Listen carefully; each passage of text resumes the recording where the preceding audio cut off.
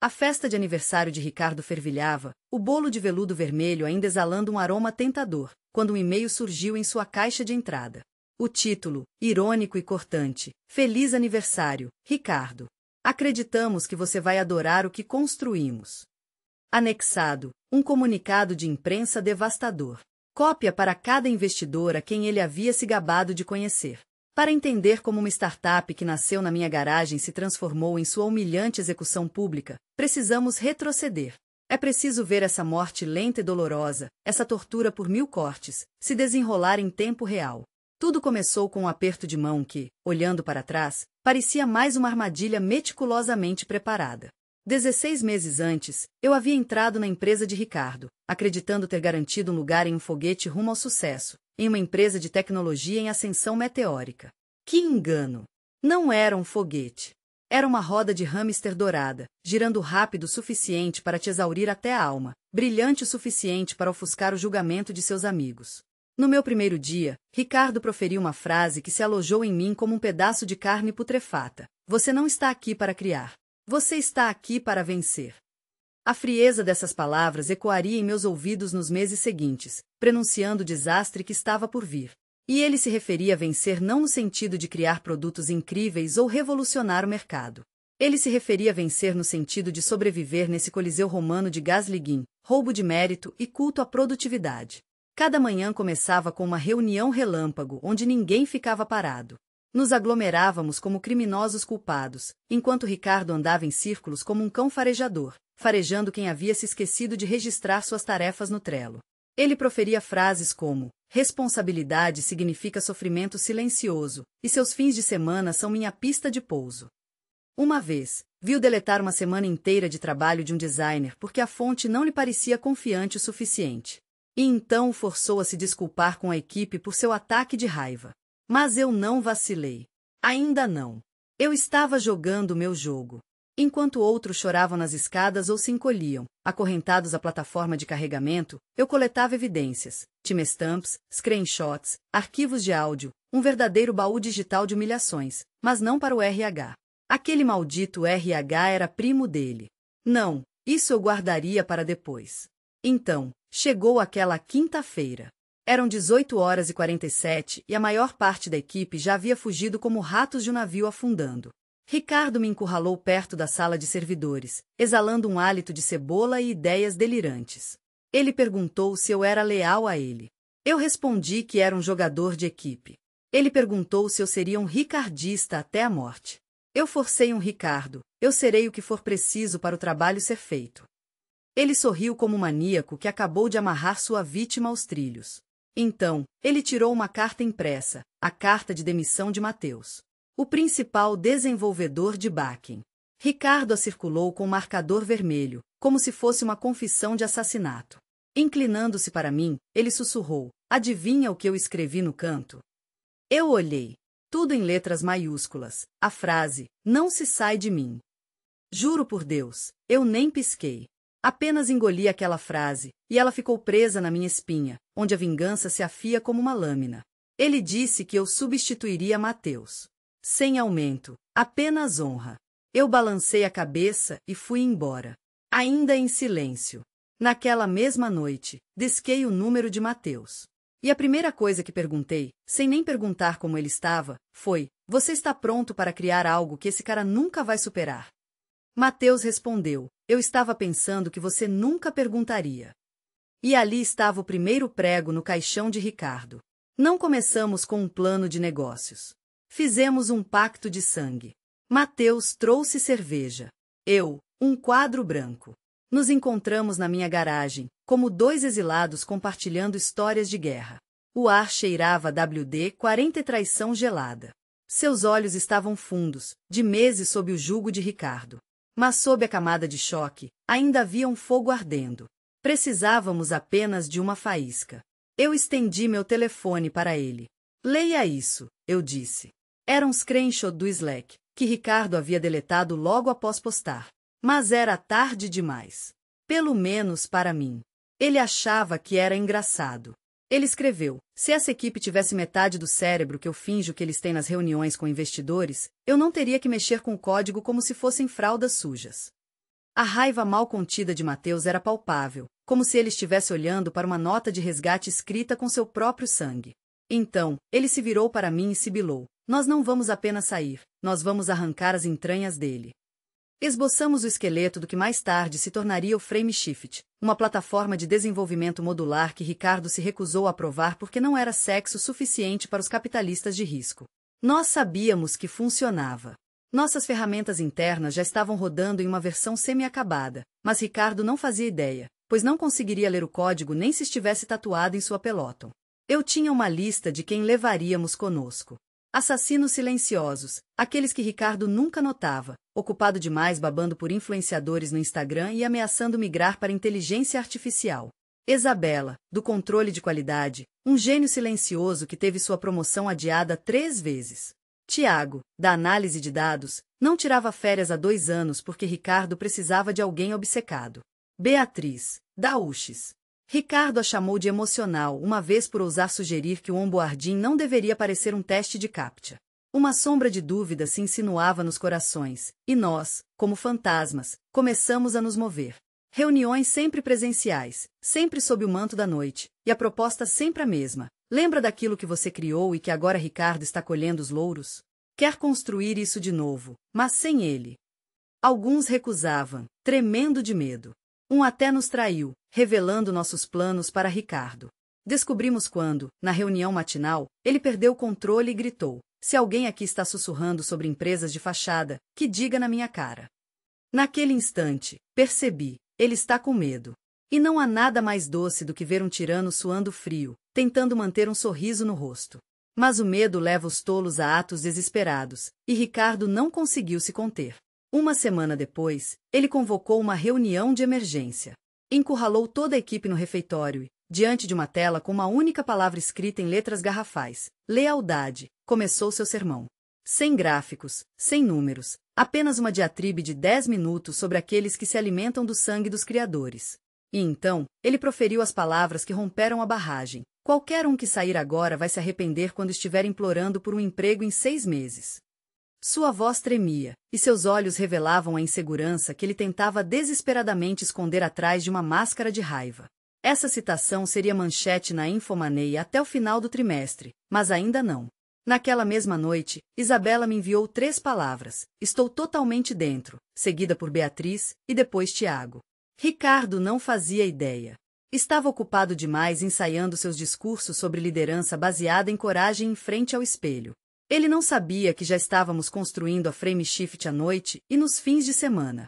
Ele não sabia que nossa reunião com o investidor estava marcada com o mesmo cara que ele tentou ignorar depois de roubar sua apresentação. E ele não fazia a menor ideia de que seu aniversário estava marcado em nossa parede como uma data sagrada. O dia do lançamento da startup. O dia em que seu império sangraria até a morte. O dia em que eu sorri de volta e cliquei em enviar. Vocês já viram alguém comemorar a própria execução? Nós vimos, através de binóculos. Do outro lado da rua, no segundo andar de um café onde Ricardo nos proibiu de ir nos horários de pico. Estávamos bebendo frappuccinos e observando as luzes de seu escritório cintilarem, como uma estrela moribunda. Chegou o dia do lançamento. Nosso dia de triunfo. Ricardo ainda não suspeitava de nada. Lá estava ele, cortando aquele bolo de aniversário sem graça que seu assistente pediu porque ele, aparentemente, gosta da cor vermelha. Provavelmente, fazendo um discurso sobre cultura de trabalho árduo enquanto o glacê sangra em seu teclado. E nós, do outro lado da rua, chegou a hora de agir. Apertamos o botão de publicação no Mercado Livre. Enviei um e-mail para os investidores. Beatriz postou nosso teaser trailer no LinkedIn com a legenda: "Feito pelas pessoas que realmente fizeram a coisa anterior." Minutos, e começou. A primeira mensagem de Isabela: "Ricardo acabou de ver." Congelou com um pedaço de bolo na mão. Em seguida, de Tiago: "Ele tentou fechar o laptop." A caixa de som Bluetooth ainda está tocando o vídeo de lançamento. O eco está se espalhando por todo o andar. Não fomos mesquinhos. Fomos cirurgiões. Você não pode simplesmente abandonar alguém como Ricardo. Você precisa cortá-lo fora, como um tumor. Um corte perfeito, sem anestesia. Ele construiu uma carreira parasitando pessoas inteligentes e chamando isso de visão.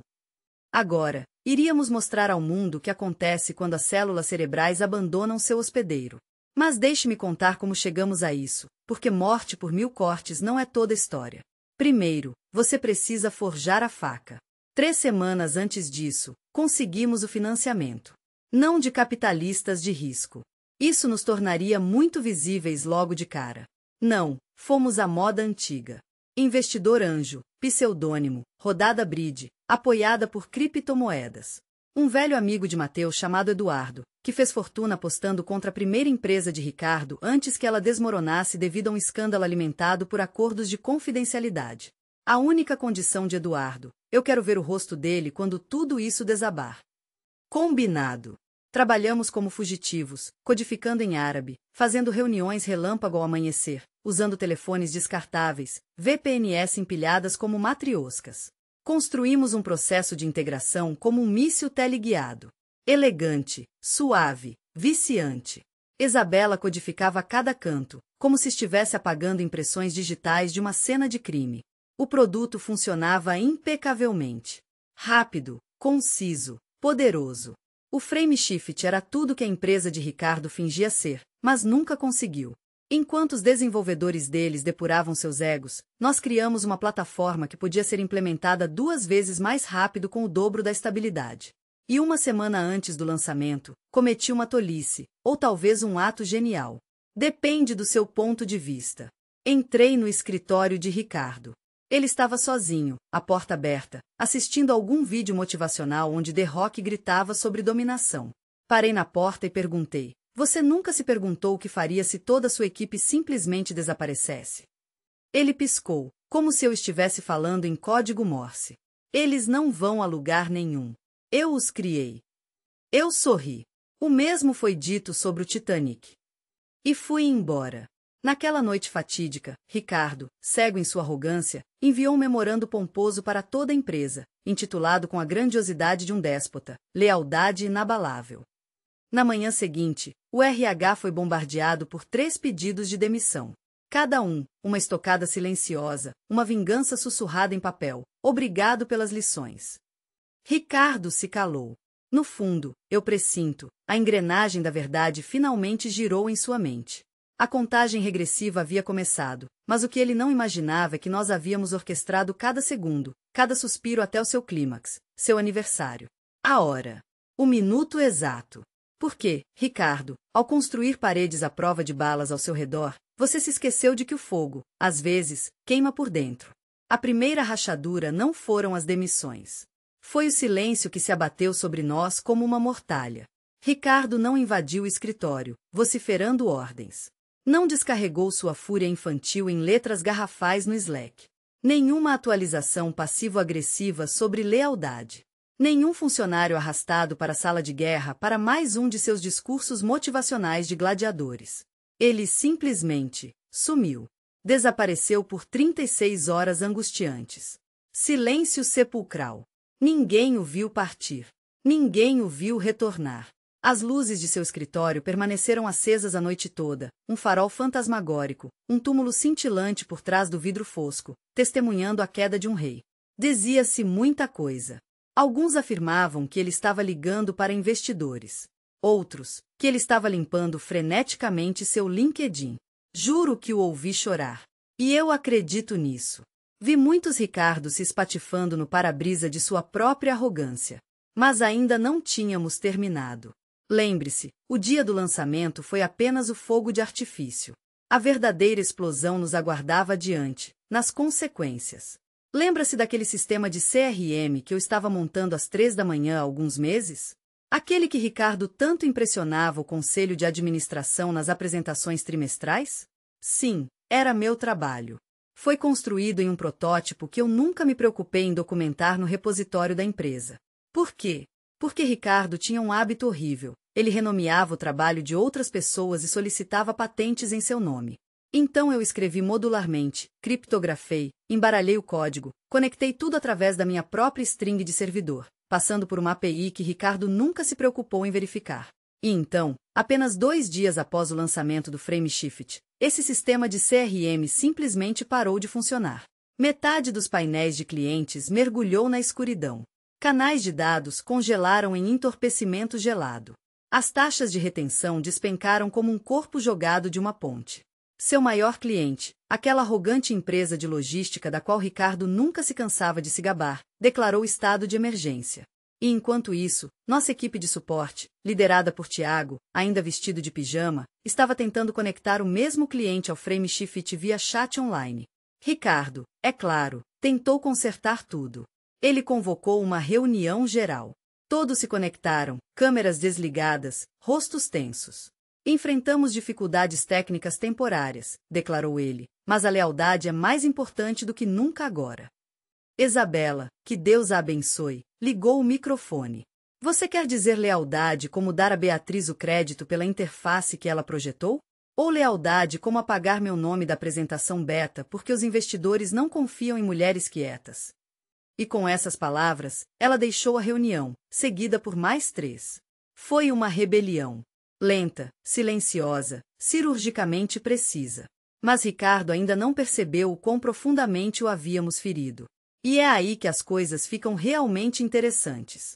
Enquanto Ricardo se revirava sem dormir, atormentado por clientes desaparecendo e hemorragias internas, estávamos nos preparando para nossa primeira demonstração pública do Frameshift em uma conferência de tecnologia que Ricardo também estava participando. E adivinhe quem patrocinou o palco principal? Sim, fomos nós.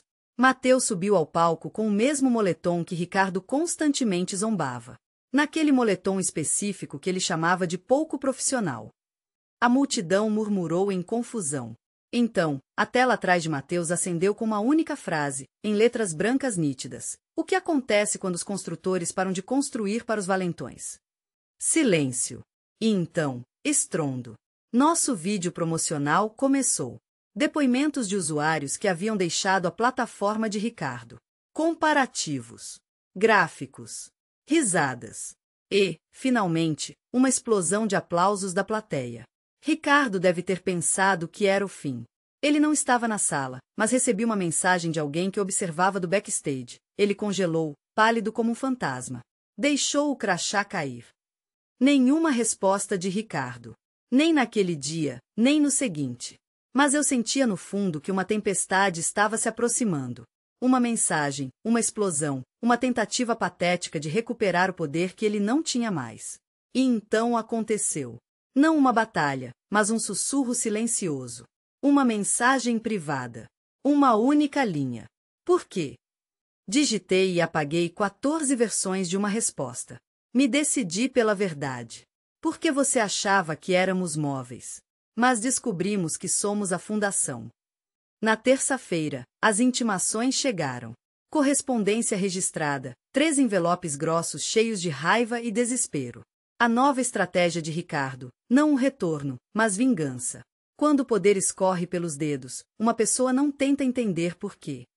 Ela tenta agarrar algo afiado enquanto cai. Ele nos acusou de roubo de propriedade intelectual, violação de acordo de não concorrência, difamação, sabotagem, tudo o que conseguiu inventar. Ele até tentou me acusar de causar sofrimento emocional ao moral da empresa. Quase caí na gargalhada com essa parte. Quase. Mas me contive, porque enquanto ele sangrava, brandindo ameaças legais, eu estava me preparando para falar no Y Combinator. O público, investidores, fundadores, jornalistas, nossa gente, todos ali. O tema da discussão, fundadores tóxicos e fuga de talentos, recuperação após o burnout. Não citei nomes. E não precisei. A sala zumbiu quando declarei que criamos a Frameshift não para destruir a tecnologia. Começamos porque estávamos cansados de construir catedrais para quem urina nos bancos. Depois da apresentação, recebi uma mensagem. Número bloqueado, sem nome, apenas uma palavra, pare. Eu sabia que era Ricardo. Eu sentia o tremor naquela fonte. Mas ainda não tínhamos terminado. Porque a verdade sobre Ricardo é que ele nunca notava as rachaduras nas paredes até o teto desabar. Ele achava que as ações judiciais nos assustariam. Mas Eduardo já havia contratado uma equipe de advogados com dentes. Advogados que sorriem enquanto tomam um expresso sobre uma carta de cessar e desistir. Não estávamos apenas nos defendendo, estávamos contra-atacando. Acontece que Beatriz tinha cópias dos arquivos do Slack de Ricardo antes mesmo que ele percebesse como excluí-los para sempre. Todas as mensagens onde ele zombava de funcionários contratados por meio de políticas de diversidade e especulava sobre a substituição de qualquer um que ficasse muito caro. Isabela tinha capturas de tela comprovando disparidades salariais. Engenheiros receberam promessas de aumentos que nunca se concretizaram. Os bônus economizados foram para financiar a obsessão de Ricardo por produtos personalizados. E eu tinha uma gravação de áudio. Uma noite, 2 meses antes de eu sair, Ricardo me encurralou em um corredor depois de uma bebedeira com o conselho de administração. Ele disse algo como: "Não, eu mantenho as pessoas por tempo suficiente para extrair suas melhores ideias, certo? E então as substituo por crianças que aceitarão opções em vez de salário. É o que chamamos de alavancagem, querida." Suas palavras escorriam presunção e seu olhar era pegajoso e avaliador. Meu telefone estava gravando tudo. No momento em que nosso advogado tocou aquela gravação, o silêncio caiu. Ricardo não olhou para mim, não disse uma palavra, nem sequer piscou. Parecia petrificado, mas havia um lampejo de medo em seus olhos. Seu advogado pigarreou e perguntou se aceitaríamos um acordo de confidencialidade mútua. Eduardo se inclinou para a frente, sorriu e disse com uma frieza gelada, sem NDAs para abusadores: "Desta vez não."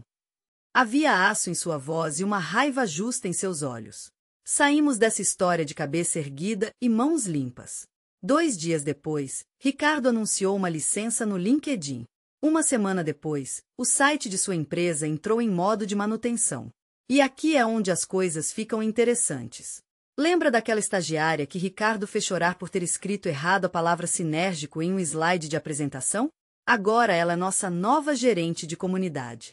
Sua primeira postagem, um blog da Frameshift chamado Burnout não é uma medalha de honra, mas um aviso, viralizou instantaneamente, foi parar nos trending topics do Tecnoblog e foi selecionada pela Exame. E enquanto tudo isso acontecia, a postagem de Ricardo desejando feliz aniversário. Sim, ele ainda publicou, estava lá, como uma lápide. Uma vela, 0 curtidas. A legenda dizia: feito para durar para sempre. A seção de comentários estava vazia, exceto por um. Uma resposta da conta da nossa empresa. Feliz aniversário, Ricardo. Obrigado pelas lições. E um print da nossa dashboard de usuários ativos, crescendo em tempo real. Não precisávamos destruir aquilo. Precisávamos apenas sobreviver. Acontece que fracassos públicos ecoam. Algumas semanas após o lançamento do nosso produto e o desaparecimento de Ricardo do LinkedIn, começamos a receber mensagens de dentro da empresa dele. Do que restava dela, pelo menos. Acenos tímidos de gerentes de produto exaustos. Mensagens diretas tardias de desenvolvedores juniores, jurando lealdade até o fim. Os sobreviventes, aqueles que Ricardo não notou ou notou e descartou. Eles não pediam empregos. Enviavam prints, gravações de reuniões, cortes de orçamento, um memorando do CEO interino de Ricardo que começava com: "Estamos entrando em uma fase de recalibração."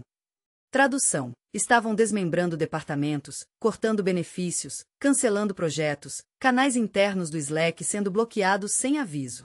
O império dele não estava desmoronando. Estava jogando lastro para sobreviver. E aquele cheiro era palpável nos círculos de investidores. Pânico gélido e estéril. Eu estava sentada em um bar de hotel em São Paulo quando outra mensagem chegou. Número oculto. Sem identificador. Apenas um anexo. Era um PDF. O acordo de saída de Ricardo. Os termos eram claros como o dia: renúncia voluntária com diluição de participação e um acordo de confidencialidade. Tradução: ele foi chutado para que não envergonhasse mais o conselho. E aqui está, a cereja do bolo, temperada com justiça poética. A assinatura no final, não de Ricardo. Era da presidente do conselho, a mesma mulher que Ricardo certa vez chamou de um terno vazio com um broche de cota. Minha cerveja nunca teve um gosto tão bom. Mas vocês querem intriga, certo? Querem um confronto que não apenas pique, mas deixe uma cicatriz? Aconteceu 3 dias depois. Campus Party Brasil, a conferência que Ricardo costumava se gabar de possuir. Este ano, não estávamos apenas participando. Estávamos liderando uma sessão para startups. Mateus deveria apresentar. Eu não. Eu planejava ficar nos bastidores, mas então eu vi na multidão, boné de beisebol, capuz puxado, óculos escuros. Ele achou que poderia esconder sua vergonha. Estava lá durante nosso ensaio, como uma sombra se dissolvendo no carpete, ainda fingindo estar caçando talentos, mas nós sabíamos a verdade. A mandíbula dele se contraiu assim que viu as telas de demonstração carregando. Eu caminhei até ele, saboreando o espetáculo. Ele não respondeu, apenas encarou a tela, onde um depoimento de um cliente estava rodando. O vice-presidente de um gigante da tecnologia financeira dizendo que a Frameshift economizou 3 meses de desenvolvimento e $250.000 em inchaço de recursos. Ricardo sussurrou, você roubou isso. Eu sorri, eu salvei isso. Ele olhou para mim como um homem assistindo seu próprio fantasma deixar seu corpo. E pela primeira vez, não senti raiva, nem mesmo pena. Senti clareza. Ele deu um passo à frente, como se fosse dizer algo, então congelou, se virou e desapareceu na multidão. Naquela noite, substituí Mateus. Contei a história sem nomes, mas rica em detalhes. Para cada estagiário que chorou em um cubículo trancado. Para cada desenvolvedor vítima de gaslighting em uma reunião individual. Para cada talento enterrado sob o ego de alguém. Larguei a bomba com uma frase que brotou do nada, sem ensaio. Alguns fundadores constroem empresas. Outros constroem gaiolas. A plateia estacou, como se o tempo tivesse parado, para então explodir em aplausos ensurdecedores. E em algum canto daquele salão, eu tinha certeza, Ricardo sentiu cada vibração daquelas palmas. Porque o silêncio grita mais alto quando vem logo após o seu nome ser pronunciado. Ricardo não sumiu. Ele definhou, apodreceu por dentro. Nas semanas seguintes àquela cúpula, os sussurros venenosos começaram a se alastrar.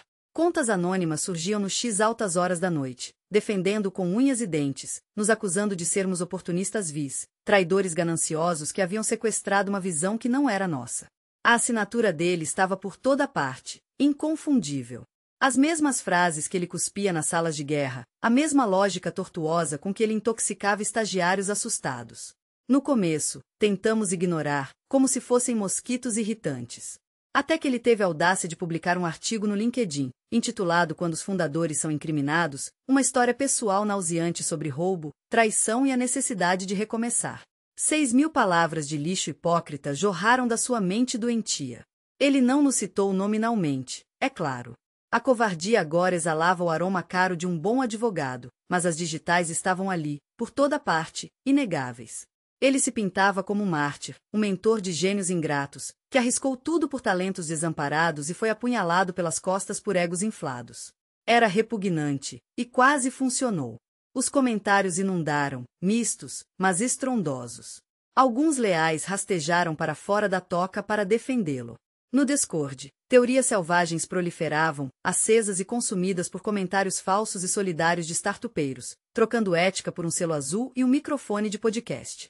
Mas ele cometeu um erro. No início de seu artigo, ele usou uma citação. Uma frase que ele me disse pessoalmente naquele corredor. Eu estava bêbado e convicto. Eu não invisto em pessoas. Eu invisto em ideias que posso roubar palavra por palavra. Nós tínhamos a gravação. Eduardo me ligou naquela noite e perguntou, você quer acabar com isso? Eu perguntei, qual é o preço? Ele respondeu, nada que já não tenhamos pago. E então nós lançamos a bomba. Uma exposição, não apenas um comunicado de imprensa, não apenas uma refutação. Um curta-metragem de 22 minutos, publicado em um canal de jornalismo iniciante com 1 milhão de assinantes e uma sede de vingança contra fundadores tóxicos. Entregamos tudo a eles, gravações de voz, logs do Slack, dados sobre disparidades salariais, depoimentos de ex-funcionários que finalmente se sentiram seguros para falar. Era habilidoso, preciso, frio, aproveitando de bom grado o fato de que a startup havia se consumido por dentro. O artigo foi publicado na segunda-feira. Na terça-feira, Ricardo disparou para o topo, mas pelas piores razões. Na quarta-feira, suas palestras foram canceladas. Na sexta-feira, ele foi apagado de todas as páginas antigas de sua própria empresa. E no sábado, ele entrou em contato comigo novamente. Sem bravatas, sem ameaças, apenas uma mensagem simples. Eu cometi erros. Podemos conversar? Eu olhei para essa mensagem por uns 10 minutos, e então digitei, erros são quando você derrama café. Você acendeu fogueiras por anos. Queime sozinho. Bloqueei. Sem barulho, sem drama, apenas silêncio. Um que envolve você como uma corda molhada. Enquanto isso, nós lançamos o FrameShifts V2. Conjunto completo de recursos, automação sem servidor, o mesmo sonho que Ricardo chamava de nicho. Os clientes estavam esperando por isso. Os investidores estavam nos ligando. E sabe o que foi realmente extraordinário? Não foram os elogios, nem o dinheiro, nem mesmo as manchetes. Foi ver Isabela, que antes era silenciada nas reuniões de Ricardo, agora liderando com confiança todas as nossas reuniões, quebrando o teto. Foi Beatriz sendo parada em uma reunião de desenvolvedores e ouvida dizer: "Ei, graças à sua integração, eu me senti humano de novo." Era uma equipe rindo, criando, respirando fundo, sem medo. Não éramos mais rebeldes. Éramos construtores novamente. Eu pensei que a vingança seria sentida como fogo. Mas não. Ela foi sentida como liberdade, lenta, conquistada, implacável. Ricardo desapareceu da indústria, não como um fantasma, mas como uma mancha de gordura, apagada da tela da importância. Sua conta no X se tornou privada. O site de sua startup foi engolido por um concorrente de nível médio, que deixou o esqueleto, mas queimou o nome. Há rumores de que ele tentou consultoria. Durou 2 meses. As pessoas sabiam, elas sempre sabem, mas nós não bebemos para comemorar sua queda. Não precisávamos. Em vez disso, demos uma festa para comemorar a rodada Série A do FrameShift. 100 capitalistas de risco boêmios. Apenas nós, nossa equipe. Aqueles que sangraram, construíram e reconstruíram. Isabela trouxe o uísque. Mateus preparava queijo grelhado com reverência, como se fosse um ritual sagrado. Beatriz hackeou o sistema de karaokê para tocar pop-punk do início dos anos 2000 sem piedade. Em algum momento entre o terceiro refrão de Mr. Briggs e de Tiago dançando como se nunca tivessem dito para ele calar a boca, eu saí sozinho. Meu telefone estava explodindo com parabéns, ofertas, pedidos da imprensa. Eu ignorei tudo, apenas olhando para o céu noturno, ouvindo a risada que eu ajudei a libertar. Pela primeira vez em anos, eu não estava planejando meu próximo movimento. Não estava me preparando para a próxima troca de e-mails passivo-agressivos no Slack. Não estava imaginando se a confiança que eu havia depositado voltaria com uma faca nas costas. Nós construímos mais do que uma empresa. Nós erguemos um santuário. E sim, Ricardo está lá em algum lugar ainda. Talvez ele esteja escrevendo outro manifesto. Talvez esteja vendendo cursos sobre resiliência de fundadores. Talvez esteja olhando para o mesmo painel que enviamos para ele em seu aniversário, onde o contador de nossos usuários dispara como um dedo do meio silencioso. Não importa mais, porque aquele microgerente que outrora, com arrogância, declarou: "Ninguém me abandona", hoje não passa de uma mísera nota de rodapé numa história que contamos aos estagiários, regada a muita bebida, como um alerta. E nós? Nós continuamos construindo, continuamos rindo, continuamos vivos.